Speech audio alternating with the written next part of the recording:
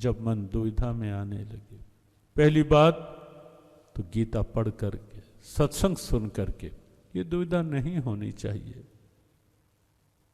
सामने भगवान, ये दो विचारधाराएं सृष्टि में सदैव से रहे हैं, केवल आज हैं ऐसा नहीं, सदैव से, हर युग में, हर काल में। और वो विचारधाराएं हैं, एक अध्यात्मवादी स्पिरिचुअलिस्टिक और एक भौतिकवादी मेटेरियलिस्टिक। दोनों विचारधाराएं सदैव से रहती है, अध्यात्म और भौतिकवाद।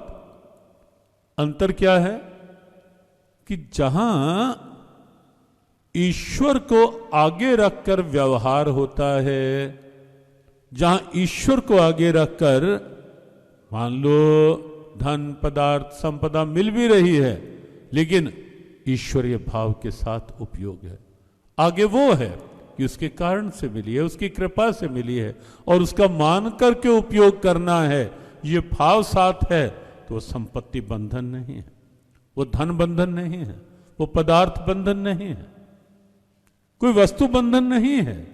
मकान, दुकान, प्रतिष्ठान कितना बड़ा हो, जनक का था ना, अपार साम्राज्य था, बंधन थोड़े ना था। क्यों? क्योंकि तत्व ज्ञान साथ था, ब्रह्मत्व भाव साथ था, ईश्वरीय भाव आगे था। ये दृढ़ता थी कि मेरा कुछ नहीं है। सत्संग सुन रहे थे, एक बार अष्टावक्र जी के सामने सब थे, चल रही थी चर्चा अध्यात्म को लेकर। अचानक एक समाचार वहां एकदम फैल गया सामने कि राजभवनों में कहीं आग लग गई है। एक एक करके सब भागने लगे, सब भागने लगे देखने के लिए। और अंत में अकेले अष्टावक्र जी थे और सामने अकेले जनक थे, आराम से बैठे थे, सुन रहे थे।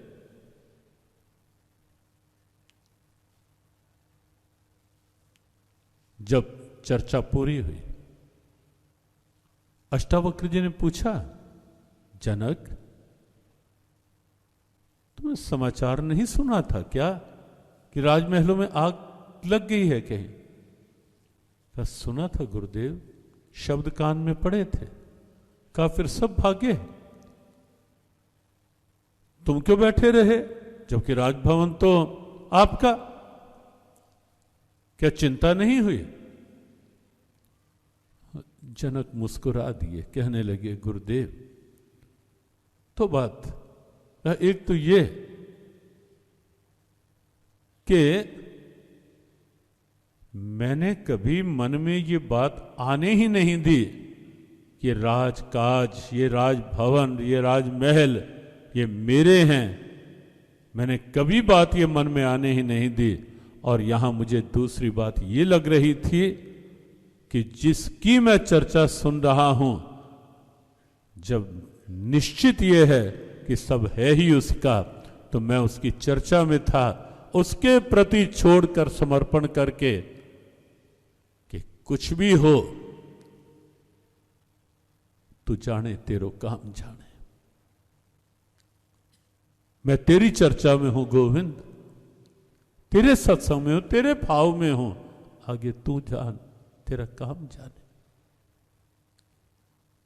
और तब जनक ने कहा था, मिथिलायाम प्रदग्धाम नमे दहति किंचन।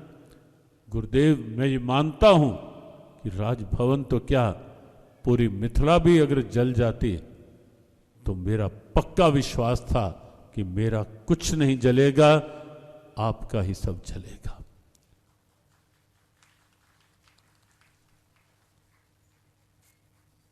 विश्वास। और गुरुदेव भी मुस्कुरा दिए, कहा जाओ जनक, निश्चिंत होके जाओ, वहां कुछ नहीं होगा। ये तो एक परीक्षा का क्षण था कि श्रवण किस स्थिति का। तो बात चल रही थी कि समर्पण जब इस कोटि का होता है, इस श्रेणी का होता है, तो वहां जाकर ये लगता है कि अनन्याश्चिन्तयन्तो माम ये जनः पर्युपासते तेषाम नित्याभियुक्ता नाम योग क्षेमम वहाम्यहम। गीता का यह मंत्र वहां चरितार्थ होता है कि पार्थ जो समर्पण भाव से अपना कार्य करते हैं, चिंतन मन में मेरा रखकर तन से अपना व्यवहार कर रहे होते हैं, उनके योग और क्षेम की चिंता मैं करता हूं पार्थ।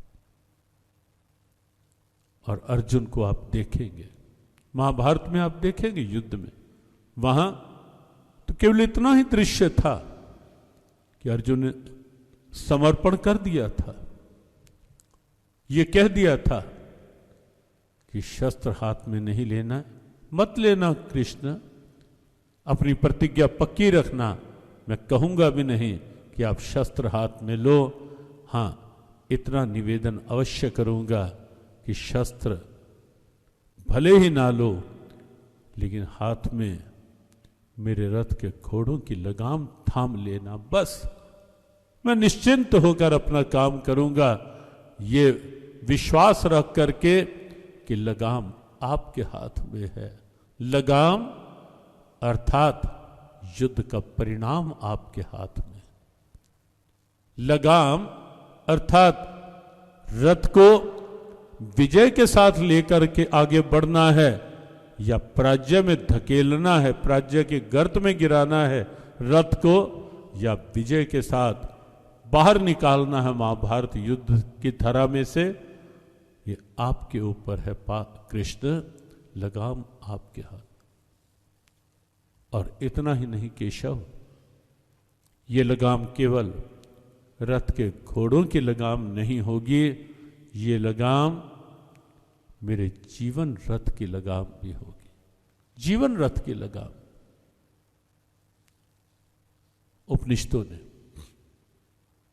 जीवन को भी रथ की संज्ञा दी है। कठोपनिषद में प्रसंग आता है, आत्मानम रथिनम विद्धि शरीरम रथमेव तो बुद्धिम तो सारथिम विद्धि मनः प्रग्रमेव च इंद्रियाणि ह्यानाहुर विश्यांस्तेषु गोचरान। कठोपनिषद ने बड़ा सुंदर सा रूपक बांधा। ये शरीर रथ है, आत्मा इस रथ का रथी है, बुद्धि इस रथ का सारथी है, इंद्रियां मन इसकी लगाम है,